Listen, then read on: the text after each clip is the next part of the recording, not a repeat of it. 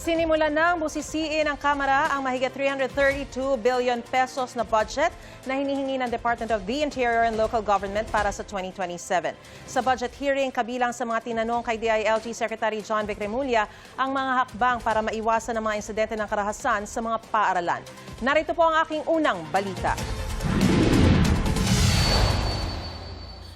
Dalawang magkahiwalay na insidente ng pamamaril sa magkaibang eskwelahan ang gumimbal sa publiko kamakailan.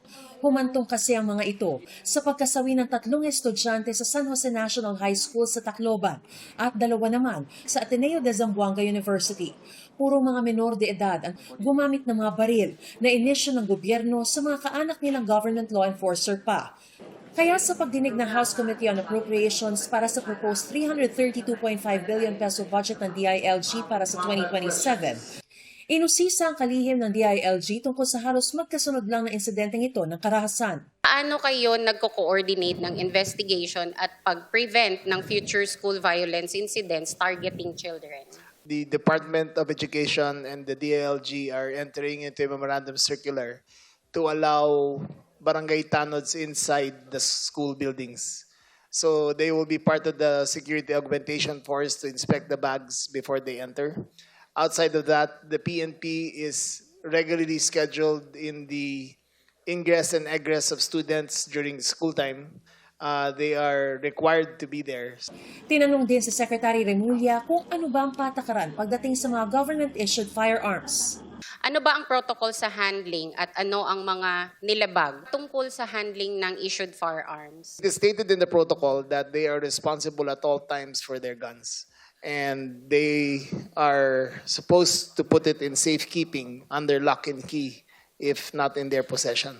Pero dahil hindi raw ito nasusunod sa lahat ng pagkakataon, lalo't mayroong 800,000 uniformed personnel sa bansa, paano kala ni Remulla? The IRR has to be amended that all lawfully issued firearms are to be, the PNP will be granted access to all homes of lawfully issued firearms to inspect their procedures in safekeeping. Tanggap ni DILG Secretary Remulla na posibleng tutulan o ikadismaya ito ng ilang gun owners, lalo't pwede raw itong mapagkamalang impeachment of rights.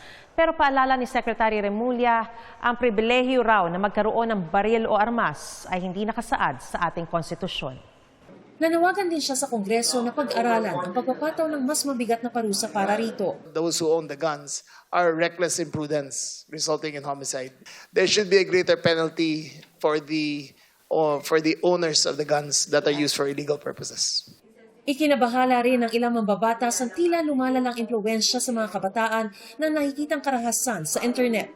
The PNP Anti-Cybercrime Group said that they had handled 74 cases linked to nihilistic violent extremism. At they rescued 42 minors in connection with these cases. Nagbago po ba ang strategy ng DILG at PNP? Ginagawa naman daw ng PNP ang lahat ng maaaring pagbabantay, pero What happens in their homes that influence them is beyond our control. hinihimok niya ang pamahalaan na gawa ng paraan ang pagpigil o pagkansela sa mga nihilistic sites na ito. It is not censorship, but rather it is a filtering out of dangerous sites so that children will not get influenced. Ito ang unang balita. Mariz Umali, GMA News.